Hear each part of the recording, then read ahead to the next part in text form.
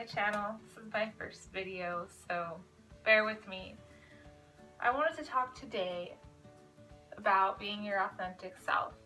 But first of all, I just wanted to go over what I'm going to be doing on this channel and why the heck am I making YouTube videos. So first of all, I decided I should make YouTube videos because I feel I have a message to share with everybody, and by putting it on YouTube, more people have access to it versus me just running into someone randomly on the street, which, let's be honest, never happens. I work from home, I never go anywhere, so this is also like the only outlet I have to people. So that's the why. The what is more of a combination of spirituality or spiritual topics and yoga. And yoga is more than just a physical practice, so I guess you could tie that into the spirituality as well. So today, about being your authentic self. What does that mean? We live day to day feeling like as though we might be expressing ourselves truly, but how much of what we do and what we say is governed by other people's reactions. God forbid you hurt anybody's feelings by saying what you really think. Being your authentic self requires a lot of vulnerability. Something that you would never tell anybody because maybe you don't feel like they would accept you anymore because of what you think or what you've done or what you've gone through or anything really. But by doing that, by keeping yourself inside, you are prisoning yourself. You're becoming a prisoner to people and to society and to whoever it is that you're trying to not offend or not feel uncomfortable. For example, I grew up in a Mormon family. I knew from a very, very young age that Mormonism was not for me. I was 3 years old.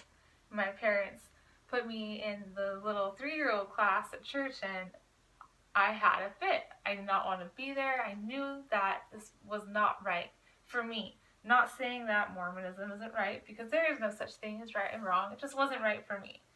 But having grown up in a family where everybody is Mormon, all the way back to pioneer days, it's really hard to be myself. So I continuously found myself having to apologize for the things I said, the things I thought, and how I acted. I never really fit in with them, and that was okay. In retrospect, it was okay. Growing up, it was very isolating. I was the oldest of 3 girls. My sisters, well, one of my sisters anyway, is still very active in the church. So of course, she's a favorite in the family. And then there's just Candace, that's me. So as an adult, I'm able to really appreciate being able to be true to myself and not holding myself prisoner to what other people think about me, namely my family. I believe in chakras, I believe in crystals, I believe in spirit guides, ETs, all that stuff. If I told my family that, they would have me committed in a heartbeat. So, yeah.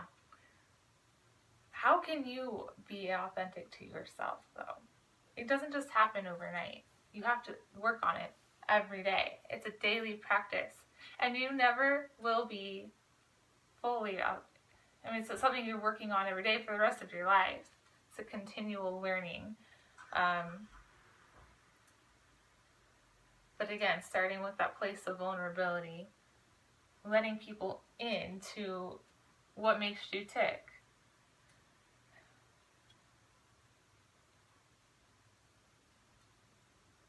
Something about me that's that I don't really put out there too much is that I find myself sad often. tons of things to be happy about, and I don't know where the sadness comes from, but I guess it's part of the journey.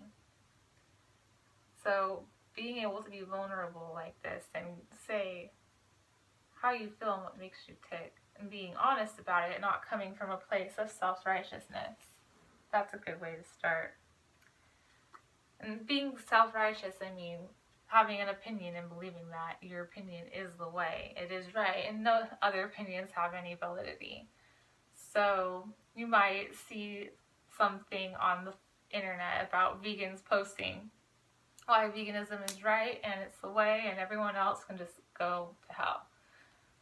Now, granted, veganism does have very many qualities morally and for health purposes. That is a path I'm trying to go towards, is being vegan one day. And I'm sure I'll get flack for saying that right now, that I'm trying to be vegan, but it's not easy. Anyways, so vegans that are really staunch in their opinions could come off as self-righteous. They're being authentic to themselves. They believe that killing animals for food is wrong and it's going to make you sick and diabetic and have cancer and die. But being able to have those opinions and just be honest about them, like, this is what I feel. I recognize that you feel another way. That's okay. Telling somebody that you believe something, but it's okay that they don't believe it too, that's coming from a more authentic place than my way or the highway. If that makes any sense. So how does being authentic to yourself affect your life? Actually makes you more happy, that's for sure. Feels like a weight is lifted off your shoulders once you free yourself from the opinions and the judgments of others. You are on the path to enlightenment. Well, you're already on the path to enlightenment, but you get closer to that enlightenment, because really all we are is one. We are all interconnected through energy and vibrations, and separation is just a third dimensional illusion. So if somebody has judgment on you because of what you did or what you say, really they're having judgment on themselves, right? Because if we're all one and they're judging you, they're judging themselves as well. So maybe that person needs to look inside and find out why do they think something so awful about somebody else. That's kind of getting confusing, isn't it? Hopefully this makes some sense. If not, please put a comment below and I will try to clarify. Really just right now I'm trying to get all these thoughts out of my head and into some sort of creative outlet. So this YouTube channel is going to be quite the journey for me. As far as the yogic aspect of it, I just completed my yoga certification. It's only 200 hours, but there is many more workshops to come. I already know. Yoga is a never-ending journey. You're always learning till the day you die. Till the day, sorry, not that you die, but you pass from this life to the next world, or whatever you might believe it to be. The final samadhi, final rest. Alright, well, that's all I have to say for today. Short but sweet, I know. Give me some feedback, please. Feedback is how we grow. Positive, constructive, negative. Maybe I could do something better. Maybe I did something totally awesome and you just love it. Look forward to more videos coming out. I'll be doing some yoga demos. I really am still finding my strength in my practice. So that's one thing. Probably have a couple guest visitors here and there. Hopefully you can get some interviews with some other people with like-minded thoughts. That would be fun. So please subscribe below and look out for more videos. Love you all. Namaste.